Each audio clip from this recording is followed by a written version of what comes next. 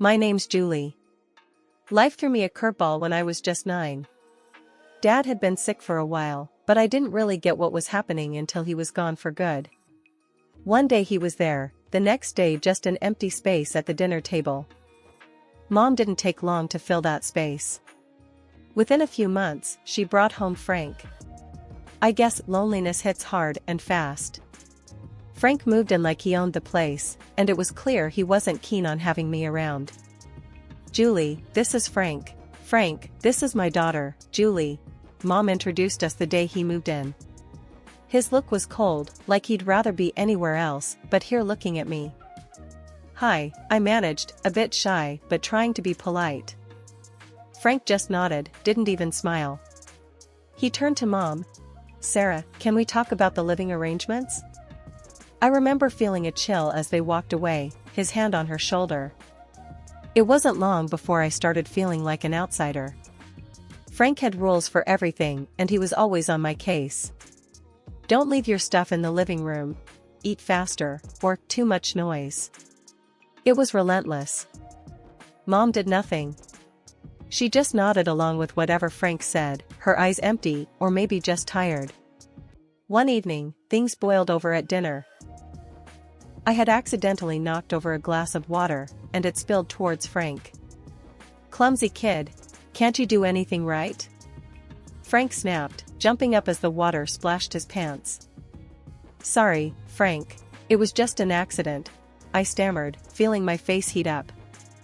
Sorry doesn't clean up messes, Julie. Be more careful, he scolded, his voice raised more than necessary. Mom just sat there, dabbing her mouth with a napkin, silent. I looked at her, hoping she'd say something, anything in my defense.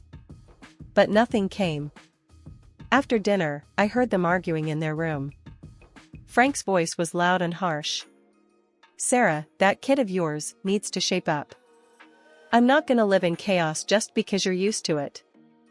Mom's reply was soft, but I caught bits of it. Frank, please. She's just a child. She's still adjusting. Adjusting? It's been months. I'm telling you, if things don't change. I didn't hear the rest, but I didn't need to. The message was clear.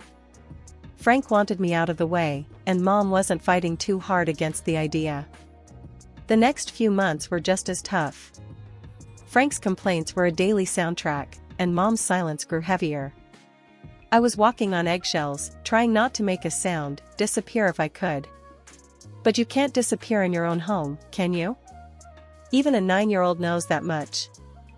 Life at home got trickier when Mom told us she was expecting. Frank already had his hands full just tolerating me, and the news didn't exactly make him jump for joy.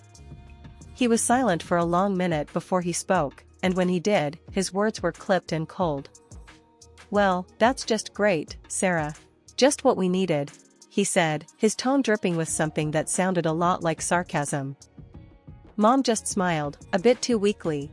It's a blessing, Frank. You'll see. A fresh start for us. I remember feeling a mix of excitement and dread. A little brother or sister seemed like a dream, someone new to connect with, but with Frank's mood swings, I wasn't so sure. Months flew by, and the baby finally arrived. It was a girl, and they named her Anna. I was thrilled. She was tiny, and when I first saw her, all wrapped up in her pink blanket, my heart melted. I thought having Anna around might make things better, even make Frank soften up a bit. Holding Anna felt magical. She was so small, her tiny fingers grasping at nothing. Hey there, Anna. I'm your big sister, Julie. I'm gonna take good care of you, I whispered, promising silently to be there for her, no matter what. But the magic didn't last. Bringing Anna home changed the dynamics again. Frank was fussier than ever, especially about money. One night, about a week after Anna came home, I overheard him talking to Mom in the kitchen. His voice was harsh, louder than it needed to be. More expenses, Sarah. Diapers, formula, God knows what else. And what about Julie? She's not even mine, and I'm footing the bill for her too? Mom's voice was a quiet murmur. Frank, please, she's just a child. We can manage. things will settle down. It's not just about managing, Sarah. It's about priorities. We need to think about our family now. Our real family. I knew what that meant. I wasn't real family. The sting of those words hit me hard. I slid down the wall, by my door, hugging my knees, trying not to cry. The final straw came when Frank sat us down in the living room one evening, his face serious, his eyes avoiding mine. Sarah, we need to think about the future. Julie's getting older, and expenses are piling up. Maybe it's time she went to live with her Aunt Claire. I felt like I'd been punched in the gut. Sent away? Just like that? Mom finally spoke, looking at me, her eyes sad. Julie, honey, it might not be so bad. Aunt Claire has a nice house, and you'll be well taken care of. But Mom, I don't want to go. I want to stay here with you and Anna. The room went silent. Frank's next words were cold and final. It's decided then. I'll call Claire in the morning. Moving in with Aunt Claire was like stepping into a different world. Her house was big, clean, and always silent. Too silent for comfort. The first day I arrived, she laid down her laws like we were setting terms for a peace treaty after a long war. You'll follow my rules under my roof, Julie. No nonsense, no mess, no backtalk, she declared as she led me through the hall to what would be my room. The room was plain, with bare walls and a single bed against the corner. It felt nothing like home. I nodded, too tired and too upset to argue. Homework right after school, chores before dinner, and lights out by 9. I won't tolerate any laziness or sloppiness, you hear? Aunt Claire continued, her voice firm. Yes, Aunt Claire, I responded, my voice a whisper. Speak up when you're spoken to. Let's have no mumbling here, she snapped. I quickly corrected my tone. Yes, Aunt Claire, I understand. The days that followed blended into each other, each as strict and unforgiving as the last. Aunt Claire was tough, tougher than anyone I'd ever known. She had a way of making simple conversations feel like interrogations. Homework was a battlefield too. If I got a B instead of an A, Aunt Claire had words that stung sharper than any I'd heard before. You can do better than this. Your laziness won't fly here, she'd scold, even though I'd spent hours poring over books. The worst was how she reminded me of my mom's decision to send me away. If I dared to talk back or ask for less criticism, she'd retort sharply, no wonder your mom sent you here. You need discipline you obviously weren't getting. Those words hurt. They always did. They made me feel unwanted, unloved, like I was just another problem Mom had to solve by shipping me off. Days turned into weeks, and weeks into months. I learned to keep my head down, do as told, and speak only when necessary. Aunt Claire had no patience for tears or complaints, and I had no energy left to fight. It's for your own good, she'd often say after a particularly harsh scolding, as if the sting of her words was supposed to mold me into someone better. I wasn't sure who that better person was supposed to be. All I knew was I was getting really good at being alone, at being quiet, at not being a problem. Because in Aunt Claire's house, not being a problem was the best thing you could be. Living with Aunt Claire was suffocating, and I found myself missing my mom more each day, even though I knew she had let me go without much of a fight. One afternoon, the longing got too much. Aunt Claire was out, probably at her bridge club, and I knew I had a couple of hours at least. Her phone was always left on the kitchen counter, charging next to the fruit bowl. It seemed like my only link back to my old life. I hesitated for a minute before I picked it up. Dialing my mom's number was muscle memory. I hadn't forgotten it, maybe I never would. My heart was racing as I heard the phone ring. Once, twice, then her voice. Hello? Mom? It's me, Julie. There was a pause, a breath maybe, then, Julie, why are you calling? I swallowed hard, my throat tight. I just wanted to hear your voice. Another pause, longer this time. Then cold, hard, you shouldn't have called. But Mom. Julie, listen to me. You need to stop this. I can't have you calling me. But why? I miss you, Mom. I miss home. When can I come back? Her voice was flat, emotionless as if she was discussing the weather. You can't. That's done. Don't call here anymore. I couldn't believe what I was hearing. Mom, please. Just don't, Julie. There's nothing here for you. Goodbye. She hung up, and the line went dead. The silence in the kitchen was deafening. I felt my hands shake as I put the phone back on the charger. The finality in her voice broke something in me. She didn't want me. She really didn't want me anymore. Tears blurred my vision as I stumbled to my room. I closed the door softly, not wanting to make any noise that might hint at my rebellion. I sat on the floor, my back against my bed, and let myself cry. The room felt smaller than ever, a box that was slowly closing in on me. About an hour later, I heard the front door open and close. Aunt Claire's voice called out, "Julie? You better have finished your chores."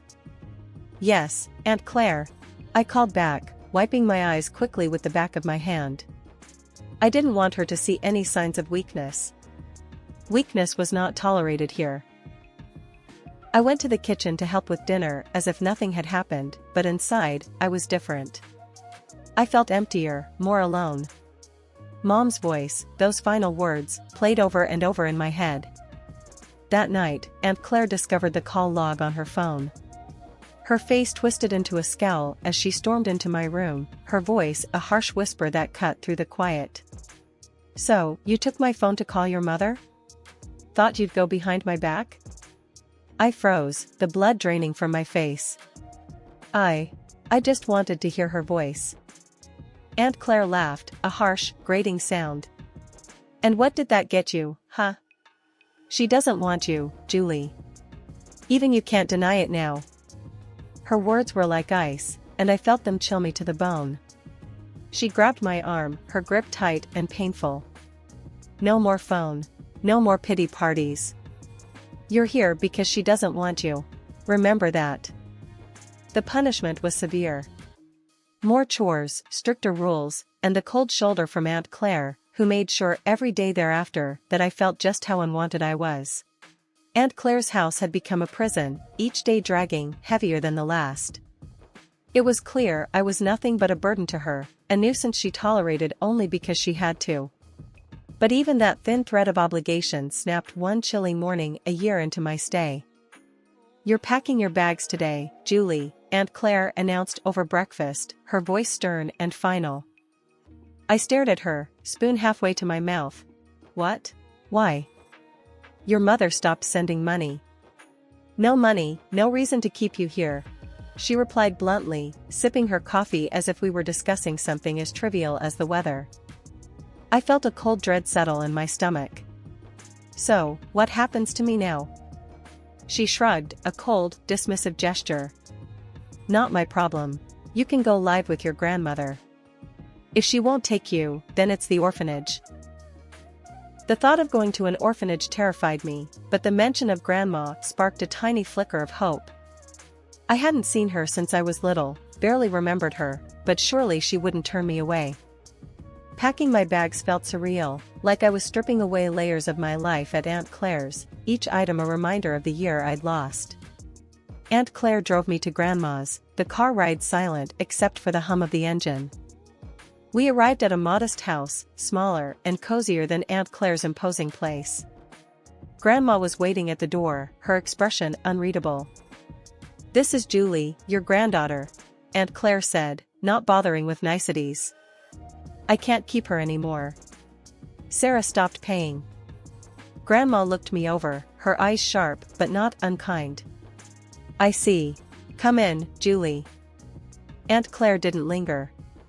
With a brief nod, she left, her duty discarded as easily as she'd disposed of me. Inside, Grandma's house was warm, filled with the scent of cinnamon and something sweet baking. It felt welcoming, a stark contrast to Aunt Claire's sterile environment. "You'll be staying in the guest room. I suppose we'll need to sort out some more permanent arrangements," Grandma said, leading me down the hall. The guest room was small, with a window overlooking the garden. It felt safe, a word I hadn't associated with a place in a long time. "Thank you, Grandma," I said, my voice low, still unsure of my welcome. She nodded. "We're family, Julie. You belong here more than anywhere else." Over the next few weeks, I adjusted to life with Grandma. It was different. She was strict, but there was a kindness to her rules, a gentleness in her reprimands. "You need to do your chores, Julie. Everyone contributes here," she would remind me, but her tone was patient, not harsh. "Yes, Grandma," I would respond, grateful for her fair approach. Living with Grandma, I began to heal. I found solace in the quiet routine of our days, the peaceful nights, and the steady rhythm of life that was so different from the chaos with Aunt Claire. The months rolled by, and on my 16th birthday, Grandma made a decision that would seal our bond forever. Over breakfast, she slid an envelope across the table to me. "Take a look at this, Julie," she said, her voice carrying a mix of seriousness and warmth. I opened the envelope, pulling out some official-looking papers. "What's this?" "It's adoption papers, Julie. I want to adopt you. Make things official, so no one can ever make you feel unwanted again," she explained, watching me closely for my reaction. I felt a lump form in my throat. "Really, Grandma? You mean it?" "Yes, I do. You're not just staying here, Julie. You're my family, and it's time we made that clear to everyone else too." A few weeks later, it was done. We went to court, and I officially became Julie Bennett, with a new sense of belonging that I had longed for since Mom sent me away.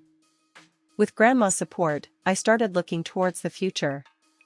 She encouraged me to focus on my studies, particularly science, which had always fascinated me. "You've got a sharp mind for it, Julie. You could go into medicine. How would you like that?" she suggested one day as we were going over some of my school projects. "I'd love that, Grandma. I want to help people," I replied, the idea taking root. "Then it's settled. We'll get you into a good college program. I'll support you every step of the way," she declared, her determination clear. True to her word, Grandma was there for me throughout my high school years. She tutored me in math and science, using her old school methods that were strict but effective. "You need to understand the basics, Julie. Can't skip the foundation," she'd insist whenever I struggled with complex problems. I graduated with top marks, thanks to her unwavering support. Grandma then helped me navigate the daunting college applications process. When I got accepted into a medical college with a partial scholarship, she was as proud as if she'd received the acceptance herself. "We'll manage the finances. Don't you worry about that," Grandma said when I fretted over the costs. "You focus on your studies. Become the best doctor you can be." Medical school was tough, but fulfilling. I was drawn to oncology, the branch of medicine that dealt with cancer. It was hard, emotionally and intellectually, but it felt right, like I was exactly where I needed to be. I completed my degree, then my internship, and finally, my residency, each step a milestone that Grandma celebrated. "You're making a real difference, Julie. I'm so proud of you," she'd say, her eyes shining with pride. By the time I turned 32, I was fully established in my career as an oncologist. My life was busy but fulfilling, filled with long hours at the hospital and the satisfaction of knowing I was making a difference. Through it all, Grandma was my anchor, always there to listen and offer advice on tough days. But life, as it often does, threw another curveball my way. Grandma's health, which had been declining, took a turn for the worse. It was swift and unexpected, the kind of decline that leaves you scrambling to catch your breath. I remember coming home one evening, tired after a particularly tough day at the hospital. Grandma was sitting in her favorite armchair, looking out the window. Her voice was weaker when she called me over. "Julie, come sit with me for a bit," she said, patting the chair next to her. I sat down, taking her hand in mine. It felt fragile, like a dried leaf that might crumble under too much pressure. "I'm not going to beat around the bush," she started, her tone serious. The doctors, they say it's not much time now. We need to talk about things, practical things. The lump in my throat grew, my eyes stung with tears. Grandma, please. She squeezed my hand, her grip still strong. No tears now, Julie. We've got things to sort out. You need to be ready. The next few weeks were a blur of doctor's visits, late nights, and legal paperwork. Grandma wanted to ensure everything was in order for me, that there would be no complications with her estate or her wishes. When the end came, it was peaceful. Grandma passed away in her sleep, at home, just as she'd wanted. The emptiness her passing left was palpable, a silence in the house that was too heavy to bear at times. Planning the funeral was hard. I went through her address book, calling relatives and friends. The responses were polite, some even warm, but it became clear that not many would make the effort to come. My heart ached, not just for the loss of Grandma, but for the loneliness of this farewell. The funeral day was quiet, the chapel more empty than not. I stood there, feeling oddly detached as the priest spoke about life, loss, and legacy. It didn't take long after the funeral when the past I thought I'd left behind came knocking at my door. My mother, stepfather, and their daughter, who was now 20 years old, showed up unexpectedly. My mother didn't waste any time. Julie, you need to share the inheritance your grandmother left you, she demanded, her tone entitled. I stared at them, disbelief mixing with anger. You left me, remember? 20 years ago, you decided I was too much of a burden. My mother's face twisted into a sneer. Ungrateful girl. Now you're a rich doctor with an inheritance. You owe us. I laughed, the sound bitter. Grandma adopted me. Legally, you're nothing to me now. The shock on her face was almost comical. My stepfather, ever the bully, leaned in. You're going to regret this, Julie. As they left, I slammed the door behind them, the click of the lock sounding unusually satisfying. Standing there, my back against the door, I felt a mix of relief and renewed determination. A few days after their first visit, I was at work when I got a call from a neighbor. Julie, it looks like your family's at your house again. They've been bringing in furniture, looks like they're moving in or something. When I pulled into the driveway, the sight of their car parked out front made my stomach churn. I walked in to find my mother, stepfather, and stepsister unpacking boxes in the living room, acting as if they owned the place. What are you doing? I demanded, trying to keep my voice steady. My mother turned around, feigning surprise. Oh, Julie. We're just settling in. After all, this is family property. No, it's not. This is my house, legally left to me by Grandma. You need to leave. Now. My stepfather stepped forward, a smirk on his face. Make us. We're family, and we deserve a part of this house. I could feel the rage bubbling inside me. You haven't been family for over 20 years. You can't just come here and claim what's mine. My stepsister, watching from the side, finally piped up. Come on, Julie, don't be so heartless. We're just asking for what's fair. Fair? I laughed, the sound sharp and bitter. What's fair about abandoning a child? What's fair about only showing up when you think there's money to be had? They had no answers, just scowls and muttered curses. I'm calling the police, I declared, pulling out my phone. My mother tried to stop me. You'll regret this, Julie. I've regretted knowing you for years. This is nothing new. I shot back as I dialed 911. The police arrived quickly. I explained the situation, showing them the legal documents proving my ownership of the house and Grandma's will. The officers were firm. You need to leave, one of them told my mother and stepfather. This property doesn't belong to you, and if you don't comply, you'll be removed forcibly. My stepfather glared at me, his anger clear, but there was nothing he could do. This isn't over, Julie, he threatened as they gathered their things. Oh, but it is, I replied, my tone cold and final. After they were gone, I walked through the house, through Grandma's house. Each room was filled with memories, each corner a testament to her love and the life she had built here, a life she had fought to pass on to me. Standing in her favorite spot by the window, I made a promise, not just to her, but to myself. I would not let the bitterness of the past tarnish my future. I had fought hard to become who I was, and I would continue to fight, to honor her legacy and the sacrifices she had made for me.